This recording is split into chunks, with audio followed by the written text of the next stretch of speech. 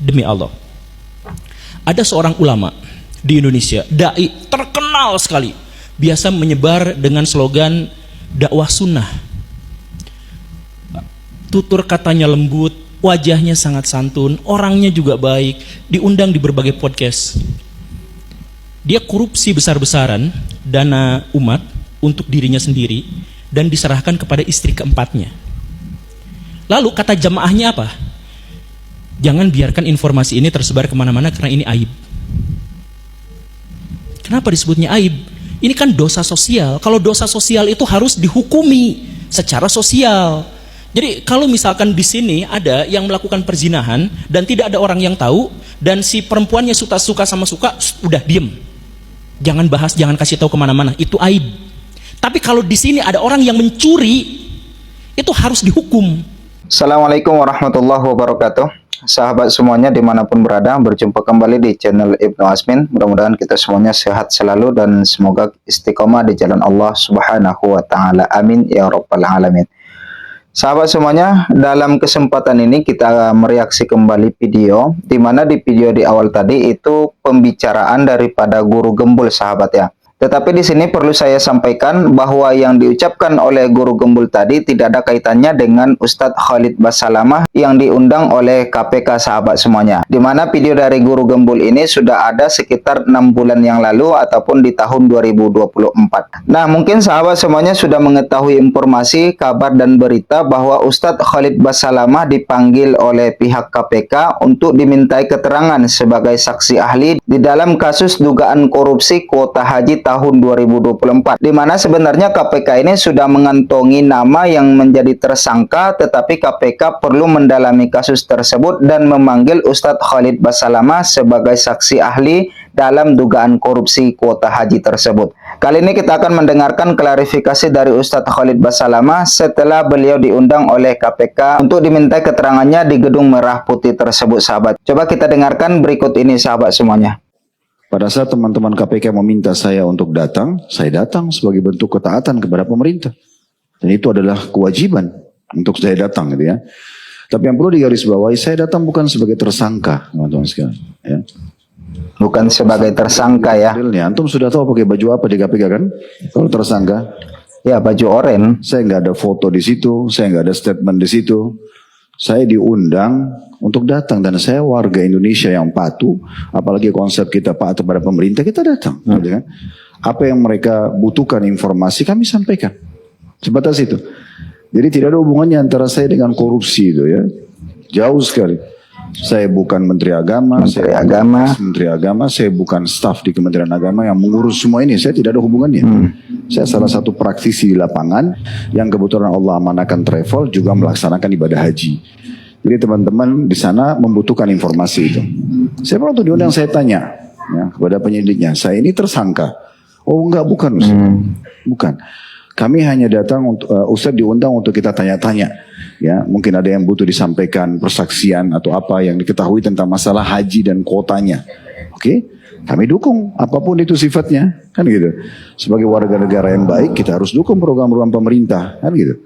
Kita dukung apapun sifatnya, apa yang bisa saya bantu silakan saya sampaikan. Makanya kan statement yang benar itu adalah memang kami membantu para penyelidik itu untuk menyampaikan. Dan bukan cuma saya. Banyak orang yang diundang gitu ya. Bukan cuma Ustadz Khalid ya. Allahu alam. Kenapa nama Khalid Basalamah ini kalau sudah naik di media luar biasa, seperti gula dan madu gitu ya. Terjual sekali gitu. Sudah ada yang buat karikatur seperti saya sudah di borgol, ada yang ini dan itu. Ya ini kebodohan gitu ya. Sebenarnya tidak seperti itu. Nah, di sini sudah jelas sekali yang disampaikan Ustadz Khalid Basalamah, sahabat, bahwa beliau dipanggil oleh pihak KPK bukan karena beliau sebagai tersangka, tetapi beliau dipanggil untuk menjadi saksi ahli di dalam dugaan kasus korupsi kuota haji tahun 2024. Tentunya masalah kasus kuota haji ini sudah pernah kita bahas di video-video sebelumnya sekitar 7 bulan yang lalu, di mana saat itu yang menjabat sebagai Menteri Agama yaitu Bapak Yakut Khalil Qaumas, sahabat. Tetapi dugaan korupsi itu sudah ada, sudah tercium saat itu. Tetapi sampai detik ini belum ada yang ditetapkan sebagai tersangka dalam kasus dugaan korupsi kuota haji ini. Lalu apa hubungannya dengan Ustadz Khalid Basalamah dan seberapa pentingkah beliau diundang oleh KPK? Coba kita dengarkan pendapat daripada mantan ex-pimpinan daripada KPK, yaitu Bapak Bambang Wijayanto. Berikut ini sahabat. Yang memang diperiksa itu adalah orang-orang yang mengetahui, orang-orang yang memberikan informasi, orang-orang yang didapat, yang nanti bisa jadi saksi. Oh ya. Tidak mungkin itu calon tersangkanya diperiksa lebih dulu. Oh iya. Oh sih benar. Kenapa? Karena di dalam sistem hukum tersangka itu punya hak ingkar. Oh, tidak mengakui itu, Pak. Iya, dia boleh tidak mengakui, tapi kalau berdasarkan pemeriksaan saksi-saksi itu mampu menjelaskan dan bisa disimpulkan ada kejahatan dan cukup lengkap bukti-buktinya, maka saksi, bukan saksi, tersangka yang punya hak ingkar itu udah tidak bisa menolak lagi. Karena yang akan dibuktikan nanti adalah pembuktian melalui alat bukti berupa saksi, keterangan ahli, bukti-bukti, dokumen, petunjuk, dan lain-lain kayak gitu. Itu yang mesti dijelasin tuh. Nah, itu sebabnya Ustadz Khalid dipanggil, dugaan saya karena itu.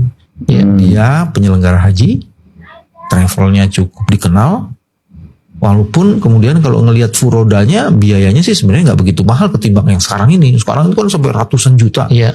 Yang termahal tuh kalau nggak salah dalam catatan saya cuma 5.000 US dollar pada saat Ustadz Basalamah itu. Jadi sekitar 80-an jutaan. Dan sekarang kan ada yang sampai 900 juta, bos. Betul.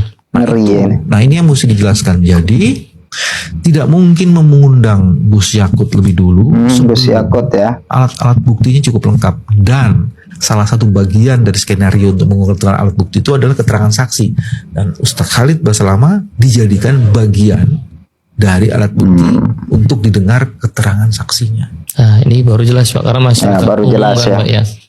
Ya karena udah panas. Karena lu juga sih kadang-kadang kan Ya. bikin bad clit itu kan.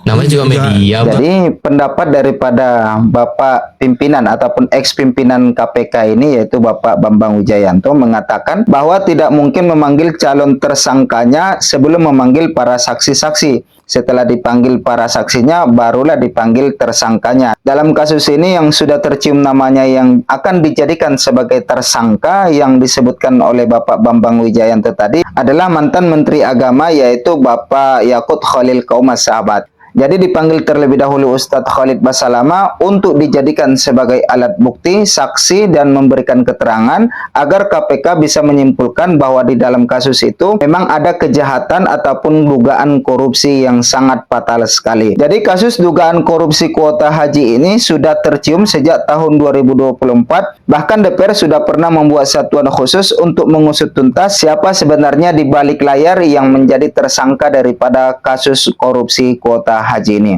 Nah, bagaimana sahabat semuanya? Silahkan tinggalkan komentarnya di bawah, dan kita akan berjumpa di episode berikutnya. Mari bantu channel ini berkembang dengan menekan tombol subscribe-nya, aktifkan loncengnya, like, komen, dan share. Jazakumullah khairal jaza. Wassalamualaikum warahmatullahi wabarakatuh.